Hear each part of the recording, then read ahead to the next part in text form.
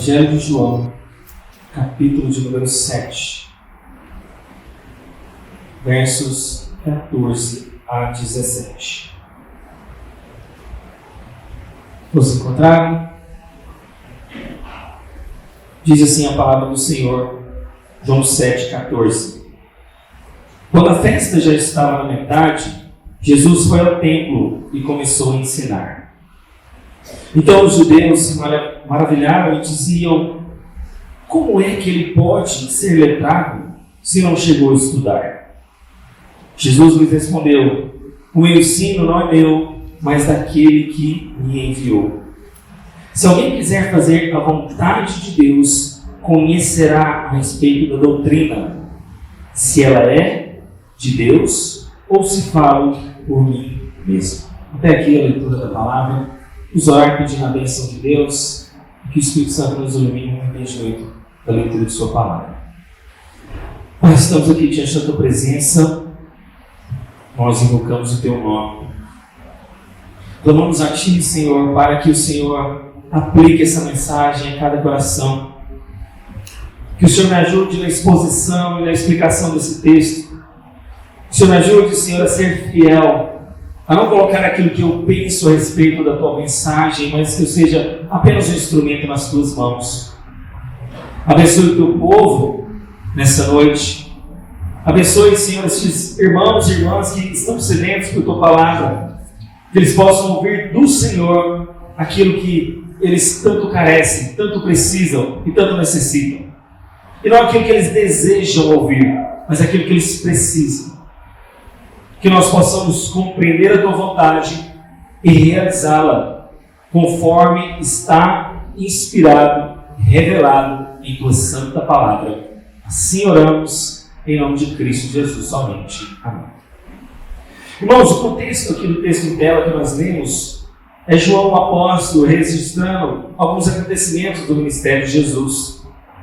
Esses eventos estão divididos basicamente em três partes. A primeira parte mostra Jesus partindo para Jerusalém, vai do verso 1 ao verso 13. O segundo ensino mostra ele exortando essa multidão, que nós acabamos de ler. E por fim, ele está curando e ensinando a partir do capítulo de número 9 até o capítulo 10. Nessas três fases, nós encontramos exatamente aqui a parte onde Jesus ensina aos judeus. E essas multidões, irmãos, tinham contextos variados, de estilos de vida variados. Mas o fato é que muitos deles estavam testando quem era Jesus, quem era essa pessoa. Nós estamos no começo do Evangelho de João. Então eles estavam meio que experimentando para saber de fato quem é este carpinteiro, filho de José, filho de Maria, ainda que não era filho, né? Mas filho do Deus Pai Todo-Poderoso, do qual José não é pai, Maria não é mãe. Mas na cabeça deles era isso, era o filho de José e Maria. Mas talvez ainda não criam na divindade de Cristo, do qual Jesus foi gerado daquela virgem. Então essa passagem nos ensina a sincera obediência à vontade de Deus, e essa vontade de Deus está traduzida no que a gente chama de doutrina, do ensino. O conhecimento daquilo que Deus revelou. E o verso 14, irmãos, começa exatamente dizendo que a festa do tabernáculo estava já pela metade, não foi isso? Quando a festa já estava na metade. Essa festa dos tabernáculos durava uma semana, e a gente já está na metade dessa festa. E Jesus então sobe ao templo para ensinar aqueles judeus. E no verso 15, essa multidão já está reunida em volta de Jesus. Só que estar em volta de Jesus, muitas das vezes, era sinal de que ele ia fazer uma cura, um milagre ou um prodígio. Mas nós vemos na verdade que o oposto. Jesus não faz curas, milagres e prodígios nessa parte do texto, mas a multidão está maravilhada com o seu ensino. E mesmo não havendo milagre, aquela multidão maravilhada por aquele ensino mostra eles perplexos, porque Jesus aparentemente não tinha recebido nenhum ensino formal, nenhuma escola rabínica. Se a gente fosse traduzir nos dias de hoje, Jesus não teve diploma, Jesus não foi formado em nenhuma faculdade, em nenhum seminário, presbiteriano, nem batista. Como esse homem sabe tanto? No entanto, Jesus mostra que o conhecimento e a sabedoria dele não vinha dele mesmo. Na verdade, o conhecimento e a sabedoria demonstravam que as pessoas se maravilhavam porque aquele ensino vinha dos céus, vinha do alto. O ensino que Jesus, na verdade, acaba de apresentar é uma espécie de teste, porque as pessoas estavam tendo duas possibilidades para Jesus. A primeira, ou ele esteve matriculado em escola rabínica e a gente não está sabendo, ou, na verdade, aquele ensino vinha dele mesmo. Mas Jesus contraria os fariseus e aquela multidão e aquelas pessoas em todos os aspectos. Ele não fez escola rabínica e, na verdade, aquele ensino não procedia dele em si, mas do seu Pai celestial. Isso mostra, então, irmãos, que Jesus não era, na verdade, um inovador de uma mensagem. Jesus, na verdade, estava trazendo uma mensagem que vinha de seu Pai. Jesus, na verdade, estava mostrando que a sua escola era dos céus, era do reino, vinha direto do próprio Deus. Um conhecimento, uma doutrina, na verdade, que estava ali, diante deles, e que deveria mostrar sinceridade. Mas uma sinceridade doutrinária, uma sinceridade para fazer a vontade de Deus. É como se Jesus dissesse o seguinte: olha, vocês estão olhando para mim como mestre, mas eu não fui formado em escolas humanas. Vocês deveriam, na verdade, entender que eu fui formado na escola divina. Eles, na verdade, estavam considerando Jesus como uma espécie de autodidata, mas Jesus, na verdade, não era um autodidata, ele era um teodidata. Tudo isso, então, para mostrar que a origem do Evangelho era uma evidência de que Jesus não estava ensinando sua própria mensagem, mas a mensagem que vinha do próprio Deus.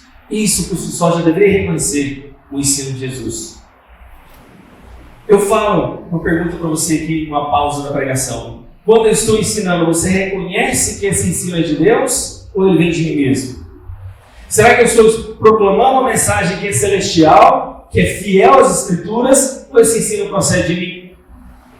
E ao conhecermos a doutrina, irmãos, e a palavra doutrina nada mais é do que ensino, nós seremos capazes de discernir a vontade de Deus. Não é isso que a gente está estudando?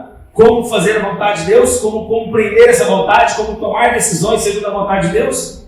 Portanto, quando a gente busca compreender essa vontade não tem origem em mim, não tem origem em você. Ela, na verdade, tem origem em Deus. E se alguém quer fazer essa vontade, saberá que este ensino não procede da sua opinião, não procede da opinião de um youtuber, não procede da opinião sequer das coisas que você lê no Instagram ou no Facebook. O caminho dessa certeza da vontade de Deus não é de uma verificação teórica. Não é, na verdade, de um escrutínio, de uma crítica filosófica ou de um conhecimento interior seu e meu. Na verdade, é um caminho muito prático e objetivo. Jesus diz esse caminho. Qual é o caminho? Se alguém quiser fazer a vontade dele, conhecerá a respeito da doutrina, se ela é de Deus ou se fala por mim mesmo. Irmãos, como então saber dessa vontade de Deus? Essa vontade, irmãos, está expressa na palavra revelada. Simples assim.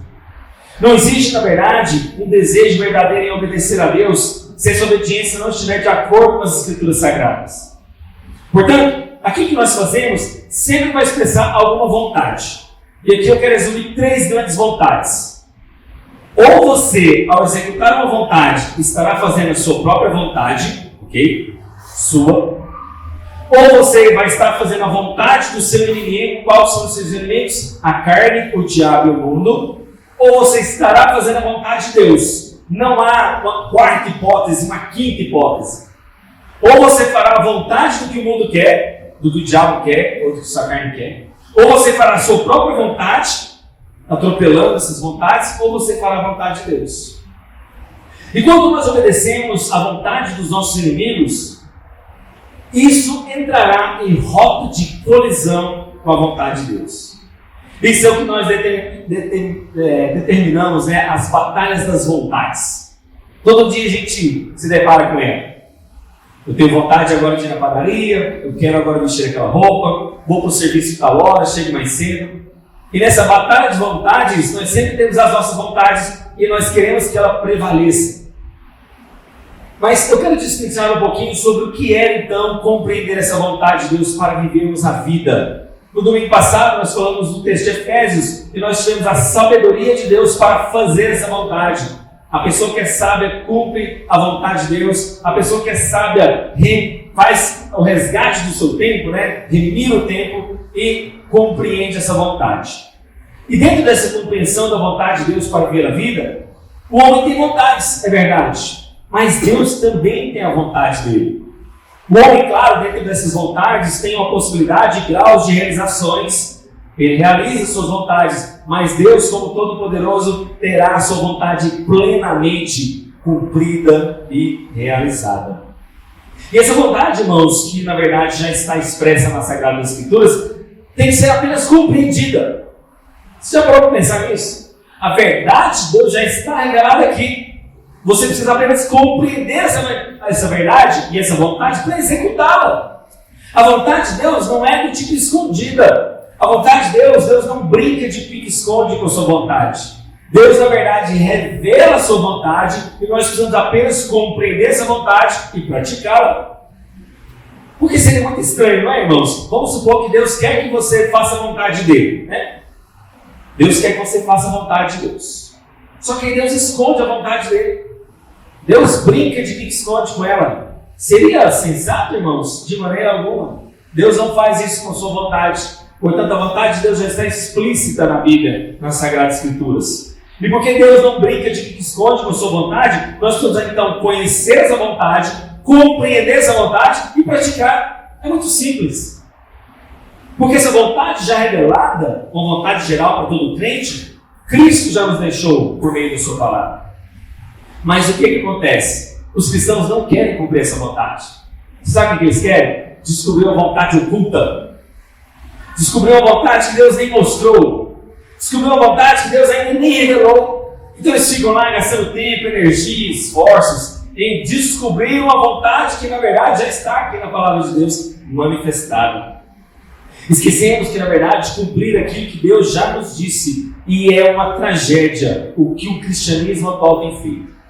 Negligenciar uma vontade já revelada em busca, com muitas aspas, tá, irmãos? Não me entendam mal, em busca de um horóscopo gospel. Parece que a gente está interessado em aquilo que vamos ver lá na frente. Parece que estamos interessados em ver aquilo que a gente não enxerga na curva. Mas a gente precisa compreender, irmãos, que isso tem roubado a nossa paz, tem trazido angústia, tem roubado até mesmo a nossa confiança em Deus. Tudo porque a gente está muito engajado nas curiosidades. E não aplicamos essa verdade de Deus já revelada em nossas vidas.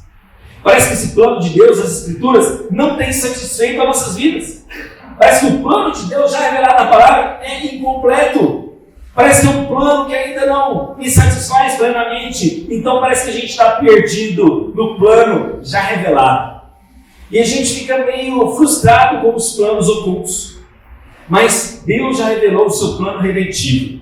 E esse plano redentivo ele é seguro. Ele é redentivo porque Deus nos salvará. Ele é seguro porque Deus garantirá este plano a nós. Por isso, muitos cristãos têm deixado de viver esse plano e essa vontade já revelada. E porque não vivem esse momento presente dessa vontade já revelada, eles acabam não vivendo a vida cristã plenamente. Já viu um crente triste? Cristão abatido? Cristão angustiado? Crentes frustrados? Buscando um caminho talvez ainda escondido? Mas o preceito geral da palavra de Deus, irmãos, já tem o norte para a gente decidir questões específicas da vida. Hoje, se você talvez não gravar quase nada da mensagem, grave apenas isso. Deus já te deu uma vontade geral revelada para você tomar decisões específicas da vida. Vou te dar um exemplo. Eu não sei com quem você vai se casar, mas Deus já deu princípios gerais na palavra de Deus da sua escolha. Eu não tenho aqui como escolher ou te dar uma direção de uma profissão que você vai ter, mas Deus já nos disse explicitamente que algumas coisas nós não devemos fazer na nossa profissão. Passar alguém para trás, mentir, roubar, prejudicar alguém. Portanto, então agora eu quero dar uma passeada com vocês em alguns textos bíblicos, para que nós possamos compreender essa vontade de Deus e você sair daqui já vivenciando parte dela. Irmãos, não dá para a gente esgotar toda a vontade de Deus aqui. Nós vamos citar alguns textos explícitos dessa vontade. E o primeiro está no Salmo de número 40, versos 7 e 8. Eu não vou esperar todos abrirem. Quem quiser acompanhar a leitura, eu já vou lendo aqui, tá? Quem quiser acompanhar, abra no Salmo 40, versos 7 e 8, que está escrito: Então eu disse, eis aqui estou. No rolo do livro está escrito a meu respeito: agrada-me fazer a tua vontade, ó meu Deus. Dentro do meu coração está a tua lei. Olha o Salmo 143, verso 10. Ensina-me a fazer a tua vontade, pois tu és o meu Deus, que de bom espírito me guie por terreno plano. Considerando esses dois salmos que nós lemos, o 143 e o salmo de número 40, mostra que o salmista entendeu que é do agrado de Deus fazer a vontade dele. Só que essa vontade é uma lei que está diante dele e no coração dele, mostrando que na verdade nós precisamos ser apenas ensinados a fazer essa vontade. O salmista sabia qual era a vontade de Deus, mas ele orava para poder cumprir essa vontade, para poder realizar essa vontade. Ele pedia capacitação para fazer essa vontade. No Novo Testamento, por exemplo, Jesus deu o exemplo. Ele viveu uma vida dedicada a fazer a vontade de Deus. Moisés era a sua comida e a sua bebida. Não foi isso que ele disse lá no encontro com a mulher samaritana?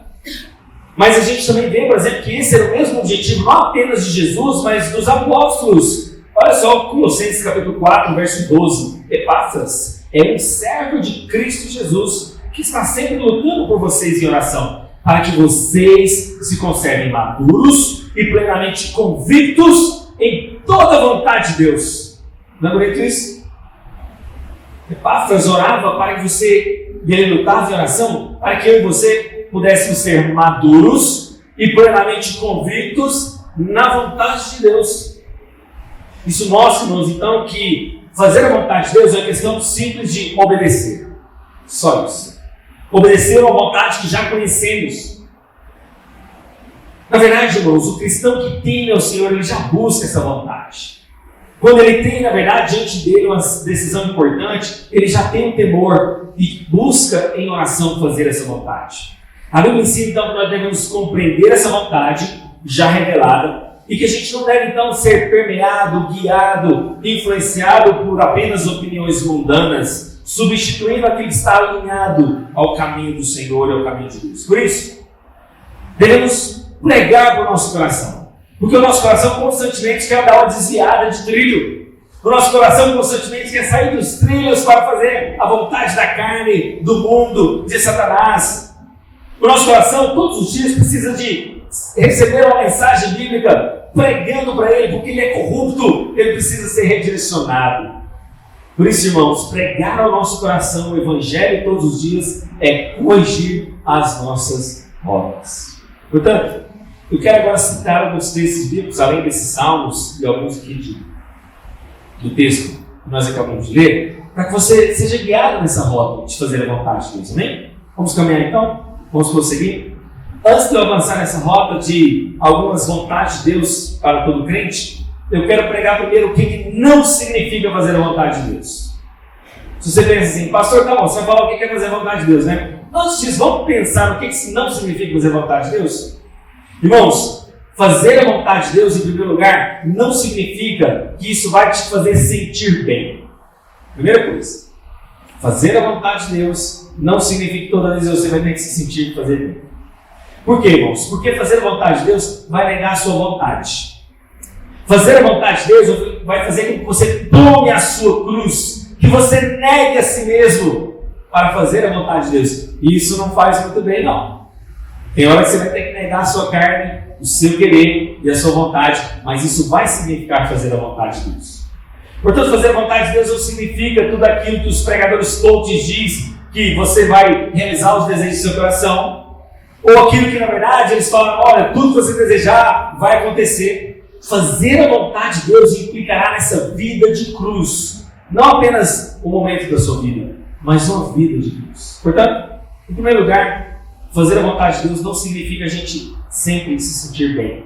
Em segundo lugar, fazer a vontade de Deus não significa uma receita de bolo pronta. Eu sei que a gente tem uma tendência de buscar a vontade de Deus para ter uma receita. Mas a verdade é, irmãos, que se nós tivéssemos uma receita de bolo pronta, detalhada, para cada ação da nossa vida, nós não dependeríamos de Deus, não é verdade? Você viveria de acordo com o que você quer, de acordo com os seus pensamentos. Mas é justamente porque a gente não tem uma receita de bolo pronta, a gente depende de Deus. As coisas, os detalhes, as minúcias, por mais que Deus já deixou a vontade dele revelada, aqui geral para nós, esses detalhes não são nos mostrados. E dentro dessa vontade geral revelada nas Escrituras, nós vamos poder tomar decisões específicas da vida. Por quê? Porque a cada passo nós vamos confiar. A cada passo nós vamos depender. E a cada passo nós vamos entregar a nossa vida nessa confiança em Deus. Fazer a vontade de Deus não significa que você vai se sentir bem. Fazer a vontade de Deus não significa uma receita de bolo. E por fim, antes da gente caminhar para o significado de fazer a vontade de Deus, fazer a vontade de Deus não significa ausência de sofrimento. Às vezes você vai fazer a vontade de Deus e vai sofrer. Mas eu quero aqui fazer duas formas de distinção do sofrimento. O primeiro sofrimento é o seguinte: nós buscamos fazer a vontade de Deus para não sofrer a disciplina de Deus. E você pensa? Certa vez eu lendo alguns vídeos sobre esse tema, né? Um autor falava assim: você está querendo buscar a vontade de Deus para não sofrer nessa vida. Em partes é verdade. Ele estava exortando, mas eu concordo, eu discordo dele, né? Eu concordo que a gente busca a vontade de Deus para não sofrer. Achei que tinha acabado a pilha. A gente não quer sofrer a disciplina de Deus. A gente não quer sofrer o juízo de Deus. Por isso, ao buscar a vontade de Deus, é claro, é louvável que eu não quero sofrer duras disciplinas do Senhor. Mas, tirando essa parte, buscar a vontade de Deus pode ser um caminho de sofrimento. O fato de a gente tomar a decisão segundo a vontade de Deus não vai nos ausentar de sofrimento nessa vida. Basta a gente ver, por exemplo, o exemplo de Jesus. Jesus cumpriu plenamente a vontade de Deus, mas ele sofreu. Os apóstolos fizeram a vontade de Deus, grandes homens fizeram a vontade de Deus e sofriam enquanto faziam a vontade de Deus. Apóstolos foram torturados, perseguidos, caluniados, injuriados. Portanto, ao fazer a vontade de Deus, nós seremos caluniados, nós sofreremos injúrias, nós sofreremos preconceitos, seremos excluídos de rolos de amizade e podemos até perder, na verdade, relacionamentos familiares. Portanto, o sofrimento é inerente a este mundo e fazer a vontade de Deus não vai te livrar de passar sofrimento. Amém? Agora sim, vamos entrar em alguns textos bíblicos que mostram explicitamente algumas dessas vontades. O primeiro texto que eu quero compartilhar com vocês é Efésios capítulo 5, versos de 15 a 18. E o primeiro texto que diz que é a vontade de Deus que você seja cheio do Espírito Santo. Essa é a primeira vontade. E o texto diz o seguinte: portanto, tenham cuidado com a maneira que vocês vivem. Não vivam segundo tolos, mas como sábios, aproveitando bem o tempo, remindo o tempo, né? Porque os dias são maus. Por essa razão, não sejam insensatos, mas procurem compreender qual é a vontade do Senhor. Não se embriaguem com vinho, pois isso leva à devassidão, mas deixem-se encher do Espírito Santo. Esse verbo deixem-se encher, ele tem duas traduções. Alguma tradução pode estar assim, olha, encham-se do Espírito Santo, e outras traduções, deixem-se encher. Pastor, qual que é a tradução mais correta? As duas corretas. No grego aqui, há duas interpretações. A primeira do verbo passivo, onde você recebe de forma passiva o ser cheio. Olha, deixe-se encher do Espírito Santo. Você está aqui no culto, deixe-se encher por ele. Você está lá ouvindo cânticos, deixe-se encher do Espírito Santo. Mas também é um imperativo. É interessante isso do verbo grego, né? Dessas duas combinações. É tão imperativo quando ele diz, encham-se do Espírito Santo. Te dando uma ordem, te dando um mandamento. No imperativo mesmo. Então, quando nós buscarmos ser cheios do Espírito Santo, nós deixaremos isso acontecer, mas também nós buscaremos. Porque todo aquele que já foi salvo, irmão, já possui o Espírito Santo dentro de si. No momento da nossa salvação, nós somos selados por esse Espírito. Então, nós não compreendemos aí, como algumas igrejas, que o batismo com o Espírito Santo é uma segunda bênção. Que você tem que receber o batismo do Espírito Santo por meio de dom de línguas. Se você não falar dom de línguas, parece que você não foi batizado pelo Espírito Santo. Como se o Espírito Santo tivesse apenas esse único dom. Mas não, se você crê em Jesus, você é salvo, você já tem o Espírito de Deus em você. Agora você precisa ser cheio dessa verdade. Você precisa ser saturado com essa verdade. E quanto mais a palavra de Deus toma conta da minha e da sua vida, mais seremos cheios do Espírito Santo. Quanto mais nós nos alimentarmos dessa palavra, consequentemente nós seremos guiados pelo próprio Espírito Santo. Por isso, ser cheio da plenitude do Espírito Santo é sermos guiados. É uma aplicação prática e objetiva para mim e para você. Essa é a primeira vontade de Deus para a sua vida. Seja cheio do Espírito Santo. A segunda vontade está no texto de 1 Tessalonicenses 4:3, que diz o seguinte. Olha o que esse texto é claro, irmãos. Pois a vontade de Deus é a santificação de vocês, que se abstenham da imoralidade sexual. Quer saber uma outra vontade de Deus para a sua vida? Santidade. Está claro na Bíblia. A santidade, o processo de santificação é a vontade de Deus para a sua vida. E o que significa santificação? A santificação é muito vista como um processo, ok? Processo de santificação. Mas a santificação também é vista como um ato. O ato de Deus te separar do mundo. Isso é ser santo. Santo não é alguém canonizado pelo catolicismo romano. Santo não é alguém que nunca erra, que não falha, que não peca. Santo é alguém separado. E se você foi separado do reino das trevas para o reino da luz, você é santo no sentido da palavra de separação. É um ato. Deus se separa.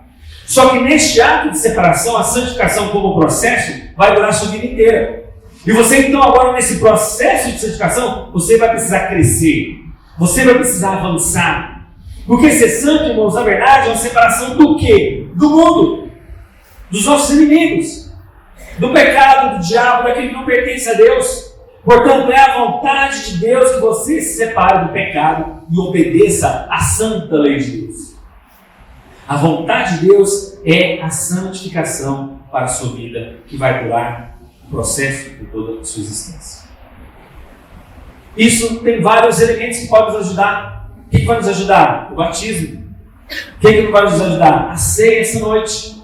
O que não vai nos ajudar? A reunião dos santos que a gente está aqui hoje. O que vai ajudar? Você orar em casa, você ler a Bíblia em casa. Esse processo de santificação vai te ajudar a você ser cada vez mais separado. E aplicando essa parte, irmãos, eu não sei se você vai ser um médico, se você vai ser uma dona de casa, se você vai ser um motorista de ônibus. Certamente eu não teria essas respostas. Mas independente da profissão que você exercerá, uma coisa a palavra de Deus diz: você precisa ser santo nessa profissão. Você precisa, na verdade, ser alguém separado do que você fizer. Por exemplo, médicos que abusam de pacientes, advogados que mentem para ganhar causas, escusas, motoristas que usam formas, na verdade, de ganhar vantagens no trânsito. De alguma maneira, isso não é a vontade de Deus. Portanto, só de saber que a vontade de Deus é que você seja santo, isso já elimina um monte de prática da sua vida. Que você nem precisa orar para saber, Deus, será que a vontade de Deus eu faço isso ou aquilo? Só de você conhecer a lei de Deus, você já elimina essas práticas. E com quem você deve se casar? Com certeza eu também não vou te responder, nem saberia te responder isso. Mas a Bíblia, na verdade, dá princípios de quem você deve escolher. Uma mulher, na verdade, que também é separada. Uma mulher que ama a lei de Deus também. Uma mulher que, na verdade, é prudente, que é sábia, que é santa, que é justa, que vive essa vida da santa lei de Deus. Em primeiro lugar, então, nós vimos, seja cheio do Espírito Santo. Em segundo lugar, é a vontade de Deus que você se santifique. Em terceiro lugar, é a vontade de Deus que você faça o bem. Mas fazer o bem, eu volto a reafirmar aqui lá, pode lhe trazer algum tipo de sofrimento. Olha 1 Pedro. 1 Pedro capítulo 3. Quem tiver com o celular e de repente consegue achar mais rápido. 1 Pedro 3, 17 e 18 está escrito. Olha só. 1 Pedro 3, 17 e 18 está escrito. Porque se for da vontade de Deus, olha só. Se for da vontade de Deus, é melhor que vocês sofram por praticarem o bem do que praticando o mal.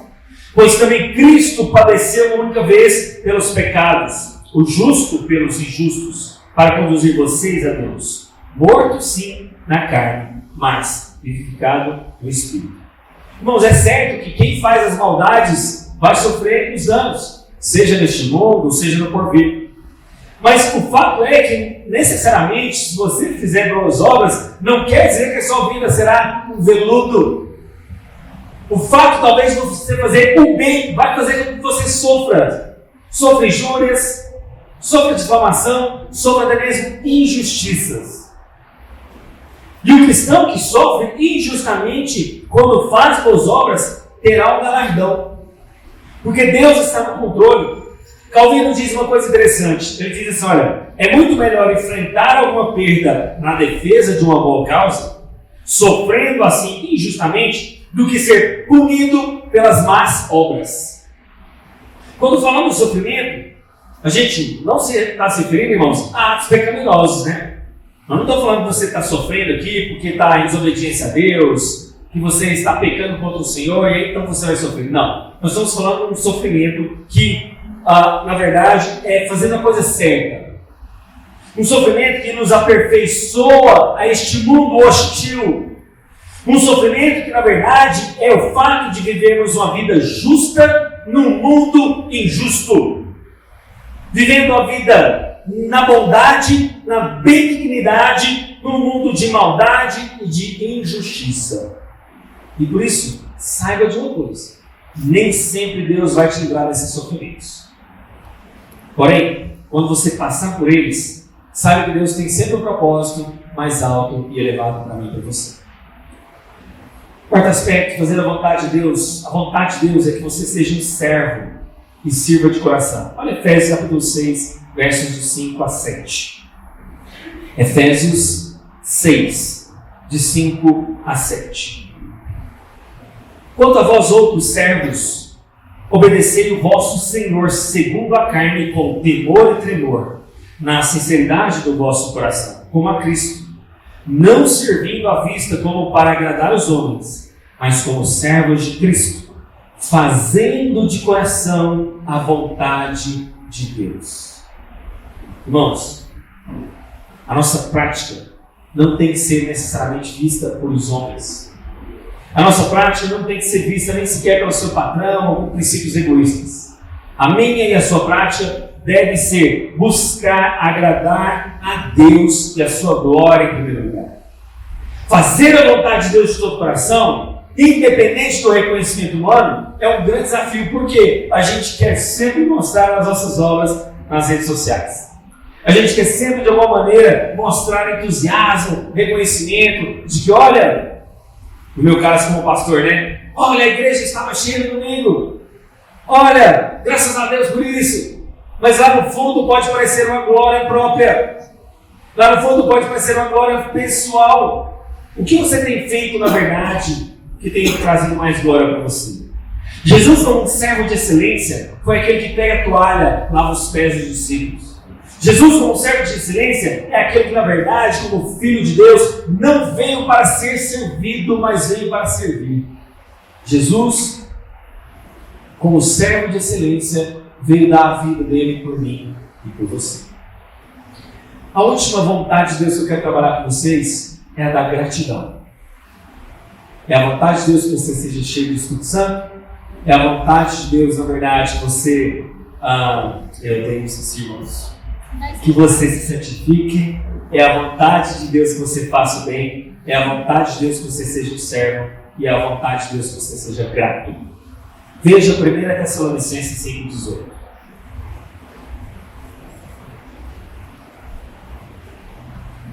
1 Tessalonicenses 5,18 está escrito: em tudo deem graças, porque esta é a vontade de Deus para vocês em Cristo Jesus. Gente, quer um mandamento mais explícito do que esse? De fazer a vontade de Deus? A palavra grega aqui, e a terminologia dar graça, sabe o que significa? Aquilo que você já sabe, graça. E o que significa a palavra graça? Favor imerecido. Um presente que eu não merecia. Portanto, é a vontade de Deus que você seja grato. Portanto, se você não merecia respirar esse ar pertence a Deus, seja grato, porque esse ar Deus quem criou. Se você, na verdade, está tomando uma água, como eu fiz agora, seja grato, porque Deus é o criador dessa água. Agradeça.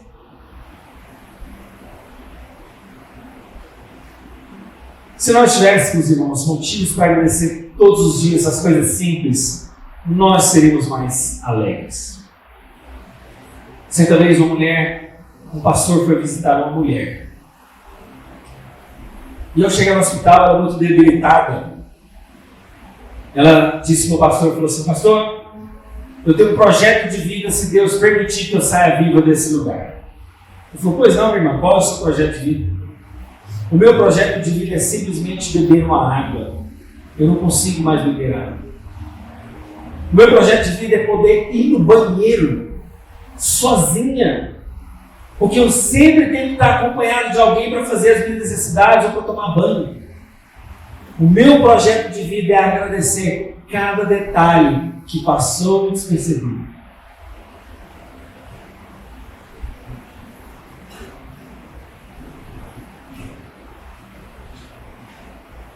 Eu acho que a gente peca, e aqui o momento de confissão de pecados está aí para isso, exatamente pelas nossas ingratidões, sabia, irmãos? Nós somos muito ingratos. Na verdade, quando a palavra de Deus diz que é a vontade de Deus a sermos gratos, significa que a gratidão não é uma mera educação. Não é porque você está sendo um cara polido, educado. A gratidão é um mandamento divino. E essa gratidão tem que residir em cada crente que tem uma fé viva, verdadeira.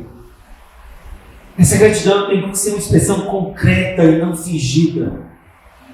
Essa gratidão, na verdade, é o sinal de que você nasceu de novo.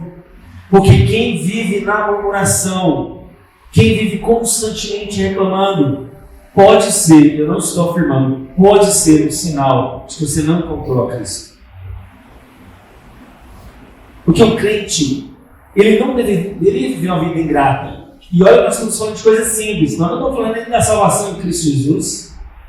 Nós não estamos falando que somos aceitos por Deus, temos a vida eterna, somos filhos, somos herdeiros, temos o Espírito Santo, recebemos dons, talentos. Não estou falando nada disso, estou falando de coisas puras e simples do nosso dia a dia.